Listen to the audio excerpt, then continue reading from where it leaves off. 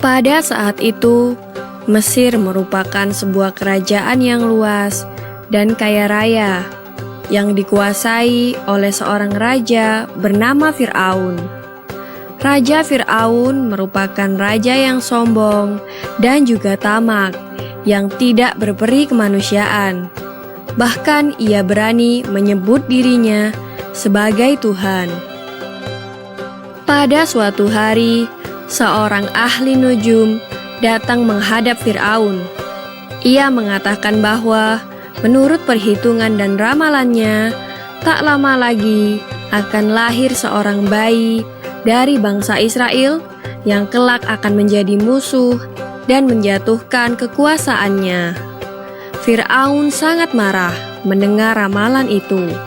Saat itu juga, ia memberikan perintah agar membunuh setiap bayi laki-laki yang lahir dari keluarga bangsa Israel. Nabi Musa alaihi salam dilahirkan oleh pasangan suami istri yang bernama Imron dan Yukabat. Ketika mengetahui bahwa anaknya yang lahir adalah seorang anak laki-laki, Yukabat dan Imron merasa panik. Jika tak segera disembunyikan, anak itu tentu akan dibunuh oleh para prajurit Fir'aun. Yukabat sangat sayang pada bayinya yang sehat serta lucu itu. Ia tak rela bayi itu sampai terbunuh. Tapi untuk menyembunyikannya terus-menerus juga tidak memungkinkan. Kemudian Allah Subhanahu wa Ta'ala memberikan ilham kepada ibunda Nabi Musa untuk membuat peti yang tahan air, lalu menghanyutkan Musa di sungai Nil. Kakak Musa juga diperintahkan untuk mengikuti kemana peti itu hanyut.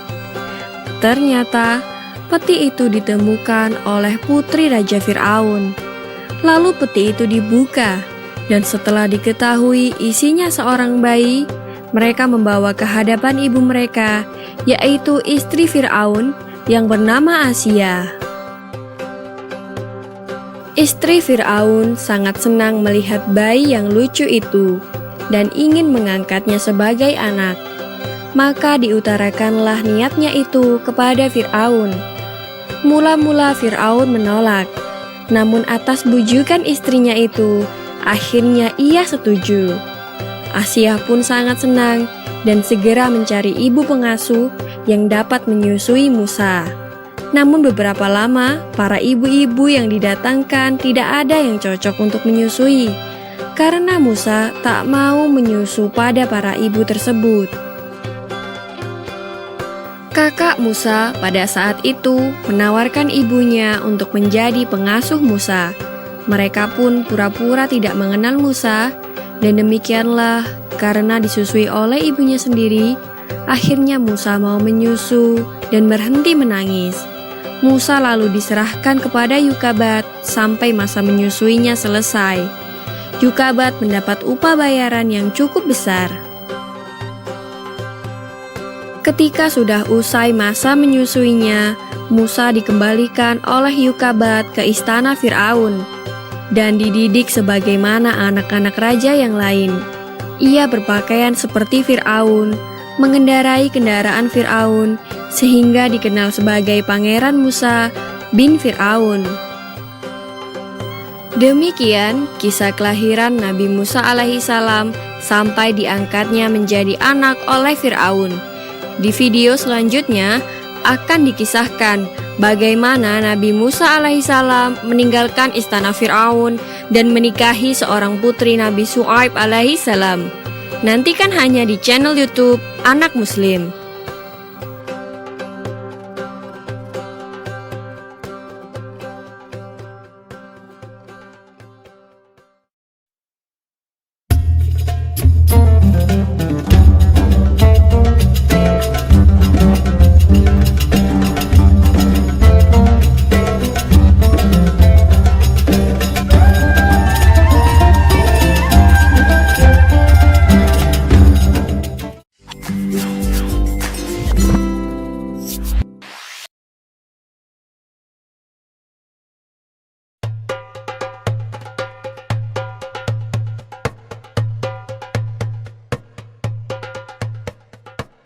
Pada suatu hari, Musa berjalan-jalan di kota. Ia melihat orang Kupti dan orang Israel yang sedang berkelahi. Karena keadaan yang tak seimbang, Musa membela orang Israel dan orang Kupti itu tidak mau diajak berdamai.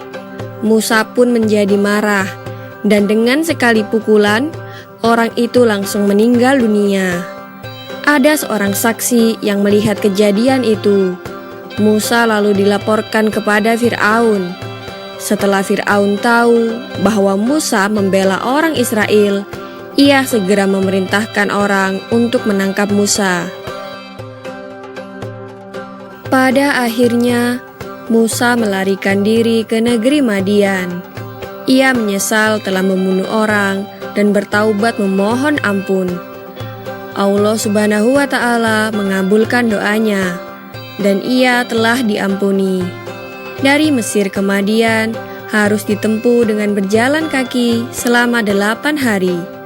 Karena kelelahan dan merasa lapar, Musa beristirahat di bawah pepohonan.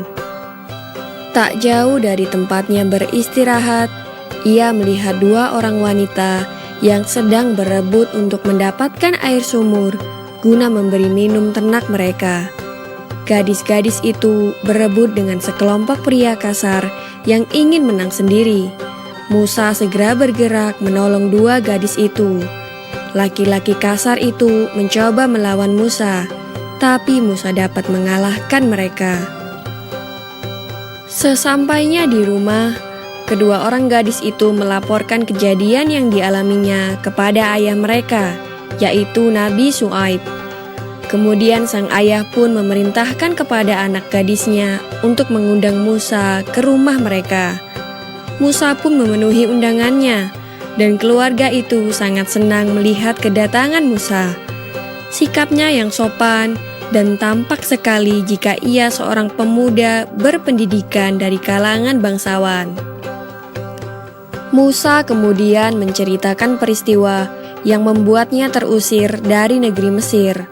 Nabi Syuaib kemudian menyarankan agar Musa tinggal di rumahnya supaya terhindar dari orang-orang Fir'aun, dan kemudian bermaksud menjadikan Musa sebagai menantunya.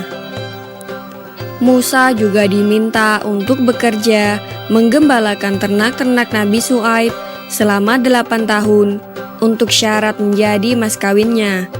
Musa pun setuju. Malah ia menggenapkannya menjadi 10 tahun untuk menggembalakan ternak Nabi Syuaib.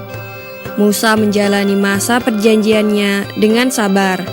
Selama itulah nampak bagi keluarga Nabi Syuaib bahwa Musa adalah pemuda yang kuat, perkasa, jujur, dan dapat dipercaya. Tak salah jika Nabi Syuaib memilihnya sebagai menantu. Musa sangat bahagia hidup bersama istrinya. Nabi Syuaib juga merasa lega karena anaknya mendapat pelindung yang dapat dipercaya. Setelah bertahun-tahun hidup di negeri Madian dengan istrinya, pada suatu hari Musa ingin kembali ke Mesir.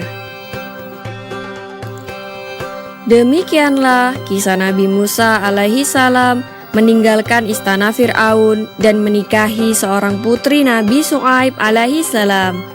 Di video selanjutnya akan dikisahkan bagaimana Nabi Musa alaihi salam diangkat sebagai nabi dan rasul. Nantikan kisahnya hanya di channel YouTube Anak Muslim.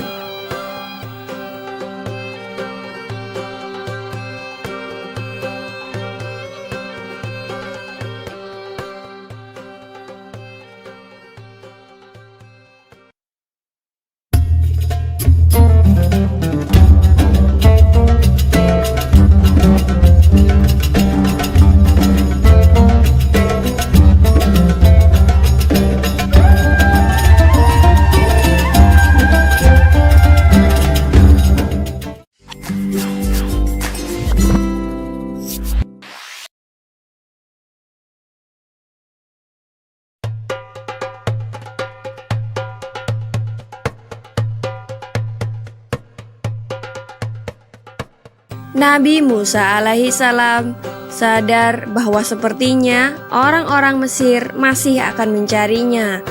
Maka ia menempuh perjalanan tidak seperti biasanya. Nabi Musa menempuh jalan memutar menuju Mesir. Istrinya pun turut menemani perjalanannya. Pada suatu malam, Nabi Musa dan istrinya tersesat.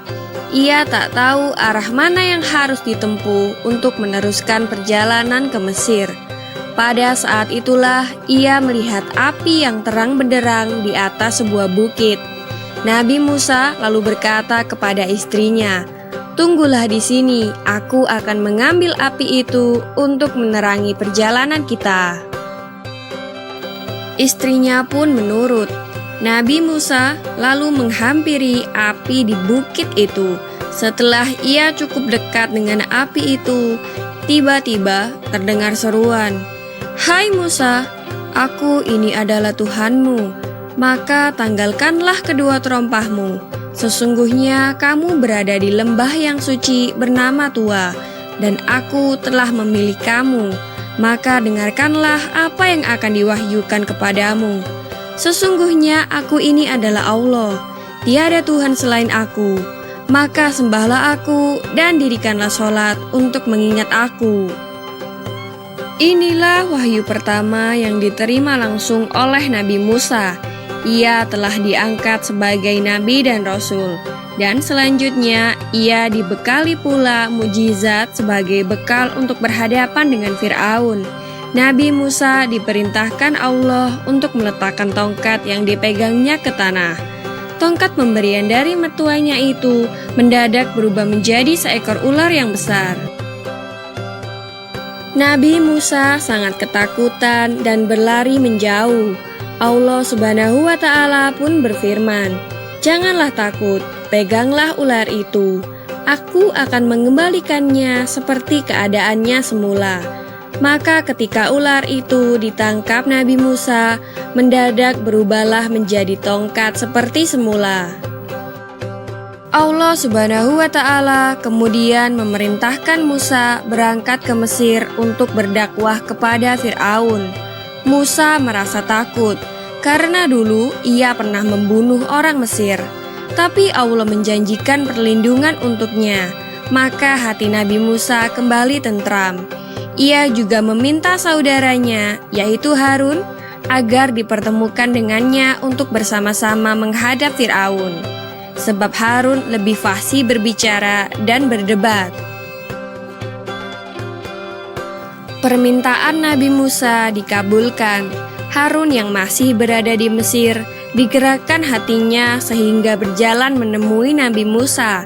Mereka kemudian bersama-sama menghadap Fir'aun.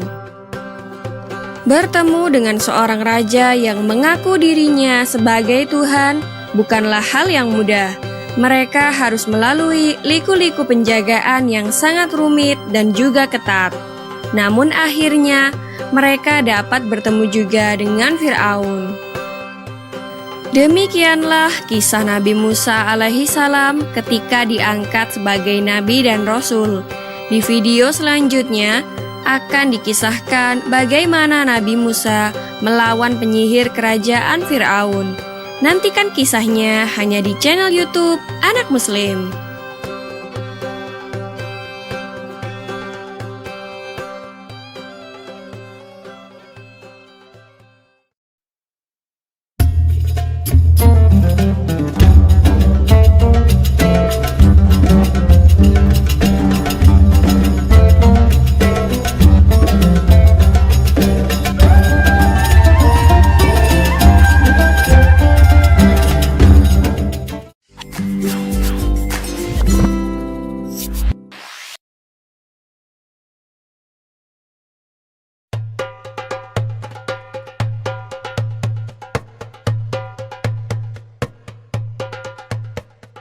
Nabi Musa dan Harun akhirnya bertemu dengan Fir'aun yang didampingi beberapa penasehat pemerintah lainnya. "Siapakah kamu berdua ini?" tanya Fir'aun. Nabi Musa pun menjawab, "Kami Musa dan Harun adalah pesuruh Allah. kami diutus kepadamu agar kau membebaskan bangsa Israel dari perbudakan dan penindasanmu, dan menyerahkannya kepada kami agar mereka menyembah kepada Allah dengan leluasa dan menghindari siksaanmu." Fir'aun tertawa sinis dan mengejek Musa dengan mengatakan bahwa Musa tidak tahu diri. Dulu ia diasuh dan dibesarkan di istana Mesir, kini malah berbalik menentang Fir'aun. Musa dianggap orang yang tak tahu balas budi. Nabi Musa lalu menjawab bahwa semua itu dikarenakan ulah Fir'aun sendiri. Seandainya Fir'aun tidak memerintahkan untuk membunuh bayi laki-laki, tidak mungkin Musa dihanyutkan di sungai Nil dan akhirnya ditemukan dan diambil sebagai anak angkat oleh istri Fir'aun. Jadi, Musa merasa tidak berhutang budi kepadanya. Hanya Fir'aun sendirilah yang menyebabkan semua itu terjadi. Nabi Musa juga berkata, "Adapun mengenai pembunuhan yang dulu kulakukan adalah akibat godaan setan. Namun peristiwa itu akhirnya menjadi rahmat bagiku. Sebab setelah aku melarikan diri dari negerimu, aku dikaruniai hikmah dan ilmu oleh Allah, dan aku diutus sebagai Rasul. Maka datanglah aku kepadamu untuk mengajak engkau dan kaummu menyembah Allah." Siapakah Tuhan yang kau sebut-sebut itu? Adakah Tuhan lain di atas bumi ini selain aku yang patut disembah dan dipuja? Kata Fir'aun. "Ya, ada, yaitu Tuhanmu dan Tuhan nenek moyangmu, serta Tuhan seluruh alam semesta," jawab Nabi Musa. Demikianlah terjadi perdebatan antara Musa dan Fir'aun. Fir'aun sama sekali tak dapat menolak alasan Musa yang diwakili Harun. Fir'aun akhirnya mengancam Musa dan Harun dengan berkata, "Hai Musa, jika engkau mengakui Tuhan selain aku, maka pasti engkau kumasukkan ke dalam penjara." Nabi Musa berkata, "Apakah engkau akan memenjarakan aku walaupun aku dapat membuktikan dan memberikan tanda-tanda kebenaran dakwahku?" Lalu Fir'aun menantang dan berkata, "Datangkanlah tanda-tanda yang dapat membuktikan kebenaran kata-katamu, jika memang kau benar-benar tidak berdusta." Musa kemudian melemparkan tongkatnya. Mendadak berubahlah menjadi ular yang merayap ke arah Fir'aun. Fir'aun pun lari ketakutan dan minta agar Musa menangkap lagi ularnya. Begitu Musa menangkap ular itu, berubahlah menjadi tongkat lagi. Meski mukjizat Nabi Musa telah dikeluarkan, Fir'aun tetap belum percaya. Ia mengira Musa telah mengeluarkan ilmu sihir. Maka ia hendak mengumpulkan ahli-ahli sihir di seluruh kerajaan Mesir untuk bertanding melawan Nabi Musa. Tantangan itu disampaikan kepada Musa, dan Musa menyanggupi tantangan itu. Pada hari yang telah ditentukan, berkumpullah para ahli sihir Fir'aun. Para penduduk pun turut menyaksikan adu kepandaian sihir itu. Musa mempersilahkan para ahli sihir andalan Fir'aun untuk menampilkan keahliannya terlebih dahulu. Mereka melemparkan tali dan tongkat-tongkatnya. Tak lama kemudian, tali-tali dan tongkat yang mereka lemparkan itu berubah menjadi ular. Jumlahnya ribuan ekor. Fir'aun tertawa dengan bangga menyaksikan keahlian para ahli sihirnya. Penduduk pun juga banyak yang terkagum-kagum. Dengan tenang, Nabi Musa melemparkan tongkatnya. Tongkat itu segera berubah menjadi ular yang sangat besar dan langsung memakan ular-ular para ahli sihir Fir'aun. Dalam waktu singkat, ular-ular para ahli sihir Fir'aun itu habis dimakan oleh ular Nabi Musa. Para ahli sihir itu merasa heran. Apa yang ditampilkan Musa bukanlah sihir yang seperti mereka pelajari selama ini. Sadar akan hal itu, para ahli sihir pun berlutut dan menyatakan diri menjadi pengikut ajaran Nabi Musa. Mereka bertaubat dan hanya menyembah Allah saja. Fir'aun pun menjadi murka melihat para ahli sihir yang telah bertaubat itu. Ia mengancam akan menyiksa para ahli sihir itu dengan siksaan di luar batas perikmanusiaan. Namun para ahli sihir itu tidak merasa takut. Mereka tetap memilih menjadi pengikut Nabi Musa. Sejak saat itu terdapat dua aliran di Mesir. Yang pertama adalah mereka yang menyembah Fir'aun, dan yang kedua adalah para pengikut Nabi Musa. Namun para pengikut Nabi Musa makin lama makin banyak jumlahnya. Sebab ajaran Nabi Musa sangat jelas dan mereka dihormati sebagai makhluk Tuhan sama seperti lainnya. Tidak demikian dengan Fir'aun yang selalu bertindak kejam.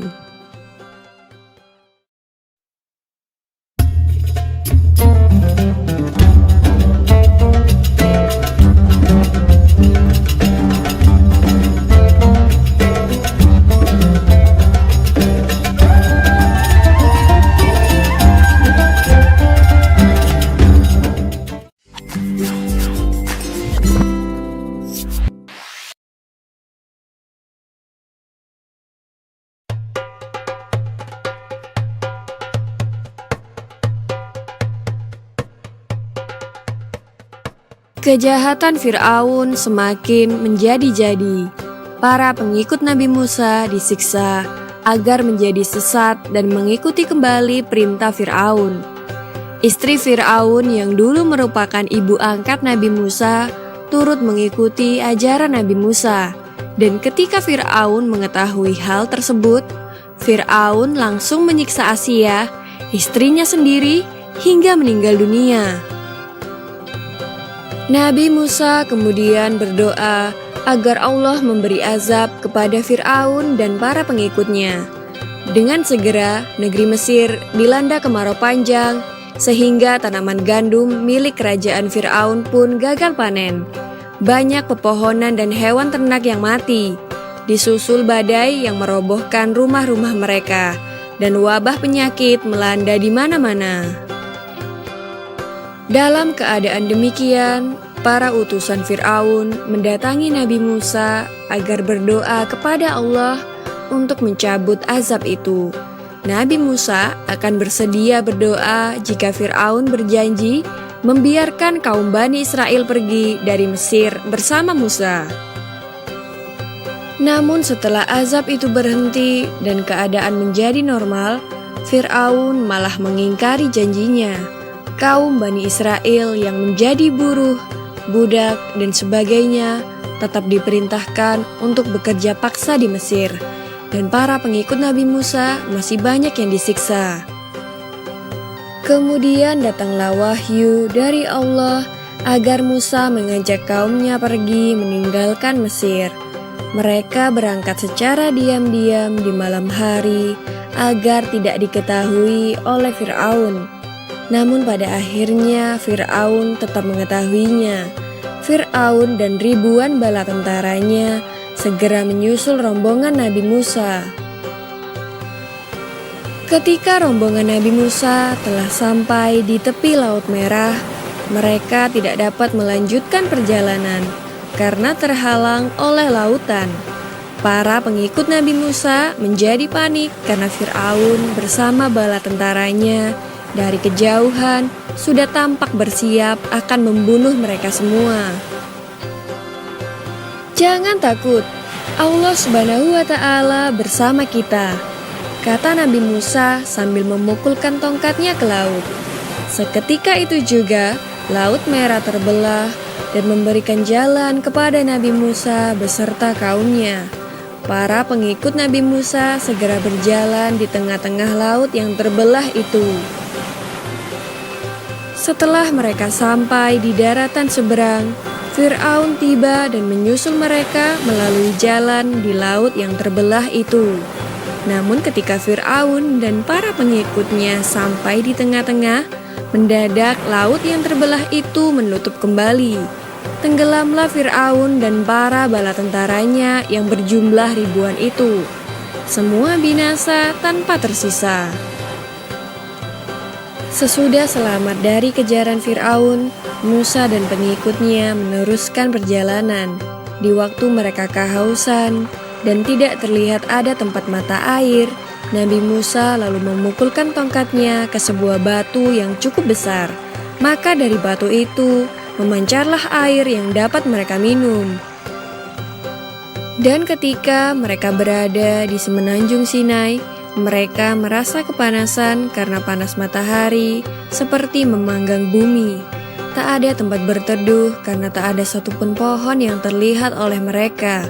Di saat seperti inilah Allah memberikan nikmat-Nya berupa awan yang mengikuti dan melindungi perjalanan mereka. Demikianlah kisah Nabi Musa alaihi salam membelah Laut Merah yang membuat Raja Kejam Firaun tenggelam di dalamnya. Semoga serangkaian kisah Nabi Musa ini dapat mempertebal iman kita dan semakin percaya akan kebesaran dan kuasa Allah Subhanahu wa Ta'ala. Amin ya Rabbal Alamin.